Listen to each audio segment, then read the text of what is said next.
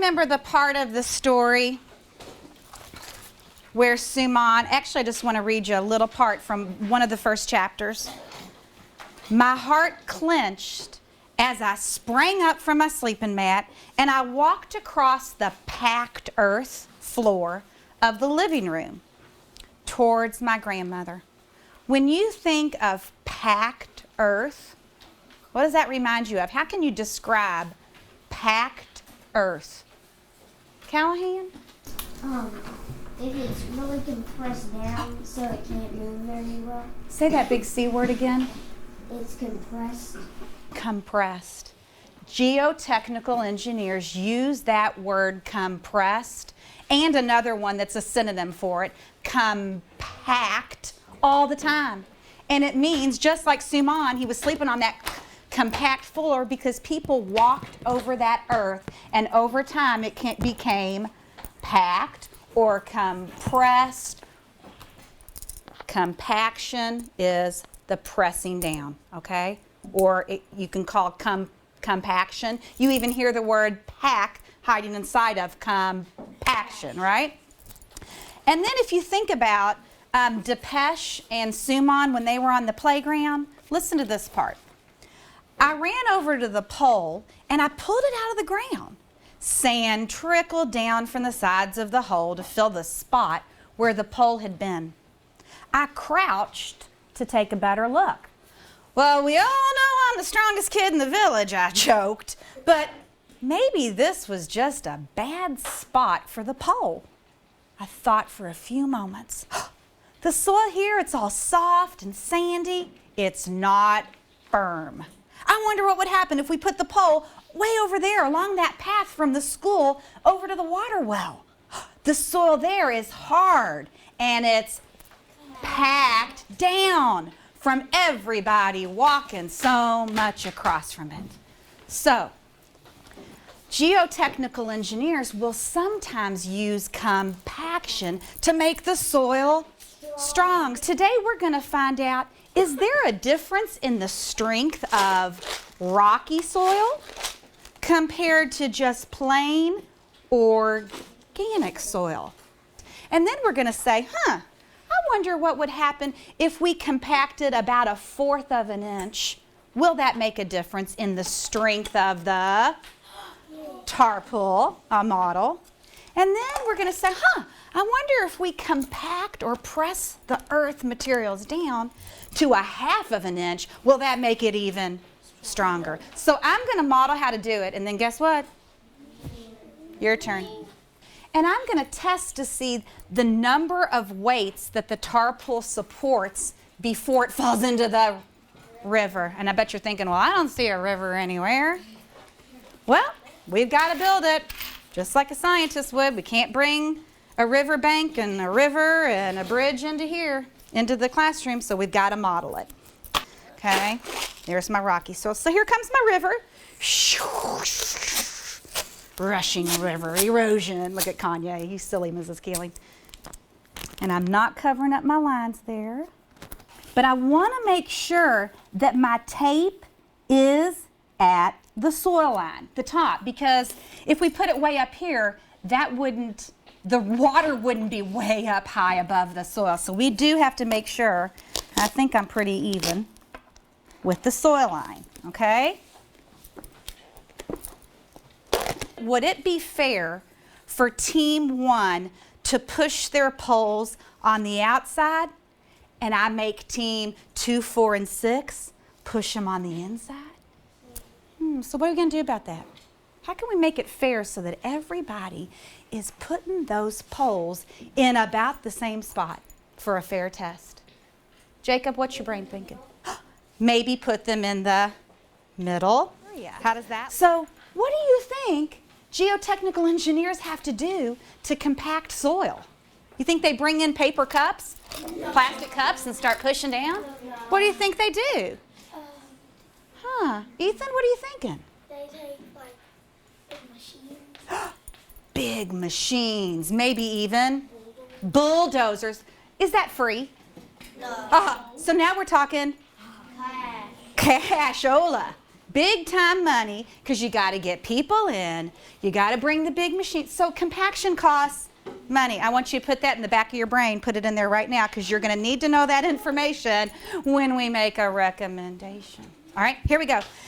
I'm going to compact 1/4 of an inch, and that would be down to the middle line, the second line.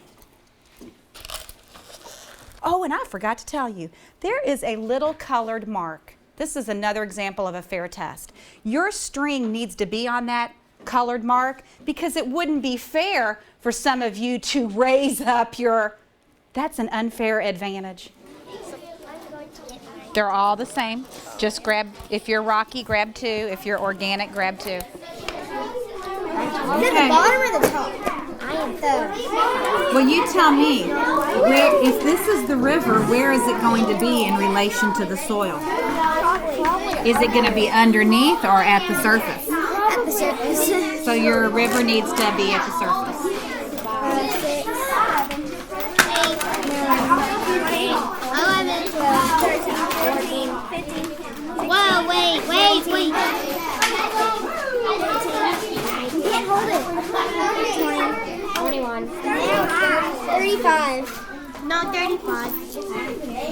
Okay, this match it up to the green line. I did. Okay, you guys ready? 1, 3, 5. 35. Oh, 6. I think it's good. Yeah. Okay, is that at 0 compaction? Yeah. You two get to do compaction. Class. Yes. Min wants to share a quick reminder. Min, what do we do after we do a test? We close the top and shake. Don't forget, shake, shake, shake before each test. Put that lid on tight, no messes. You called that one.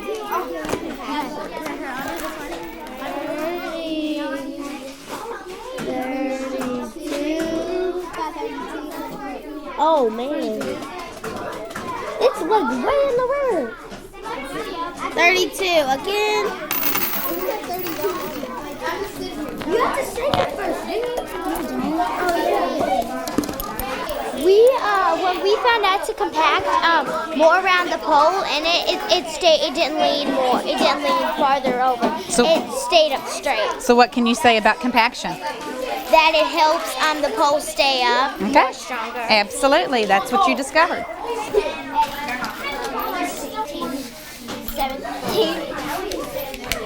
Dude, you can be holding it. Oh, okay. I'm not holding it. So, it's dead. You guys, it's dead. He was holding it.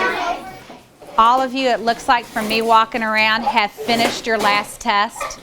Now, I'm going to have a contest. Who can get their tray looking the neatest at my flyby spot?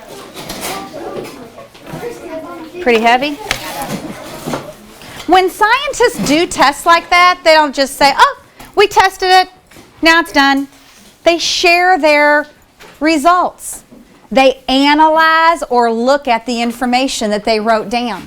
And that's what we're about to do. Because we're about to find out, should we pick rocky soil or organic? Should we compact the soil or not? All right? Raise your hand if you tested organic soil. Right here, organic soil. Teams 2, 4, and 6. Here we go. I need to hear information for when you did not compact it at all. Team 1? 22. 22. 26. 26. 35. 5, 10, 15. All right. Now you compacted to 1/4 of an inch. Team 1? 30. 30.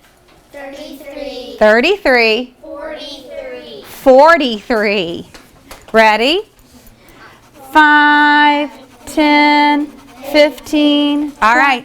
And finally, 1/2 of an inch. Team 1. 20. 41. 41. 42. 42. 40. 41. 42. All righty. So now you've got a whole lot of background knowledge to be able to make a solid recommendation to these villagers tomorrow. You've gone through some steps of the engineering design process for sure, just like Suman did. How did Suman go through the ask steps? Well, ask questions to who?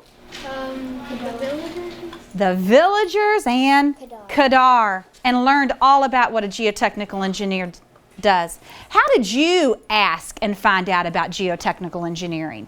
What did you do in the learning lab? What did we do? Study it. How did we study it? Did we do anything that a geotechnical engineer would really do in his job or her job? What did we do yesterday to find out what was in the earth? We took a plastic tube and we put it in some soil and different things to see what was in there. Okay. So just like Suman, you've gone through the ask stage. Guess what you're going to do tomorrow? Tomorrow, you're going to move to imagine. Imagine, would it be best to use rocky soil? Would it be best to use organic? And are we going to compact it or not? All right? After you imagine it, you all are going to work on a plan, because geotechnical engineers always sketch out a plan. And then we'll move on to, you actually get to build your tara pool with the materials that you think are the most suitable. And then you get to test it. The fun part, it's not one and done with engineering. You always get to improve. So if you test your tara pool and it holds 8 weights, you're going to do something different to try to improve it so that it'll hold more than 8. Okay? If you think you're becoming an expert at geotechnical engineering, I want you to tuck in your chair. Tiptoe to the door. In lesson 3, when you do that compaction test, it really was an eye-opener to the kids, the difference. They realize automatically as they're recording their data, ooh, it doesn't hold as much with no compaction. Then they record their answers when they've compacted it for 1/4 of an inch. All of a sudden compaction's making a difference. Wow, it held more. So they're doing that hands-on, figuring it out on their own rather than me telling them compaction does make a difference. And once all the groups have gathered that data, then you put up the class data so they can see how everybody got those results. Compaction makes a difference.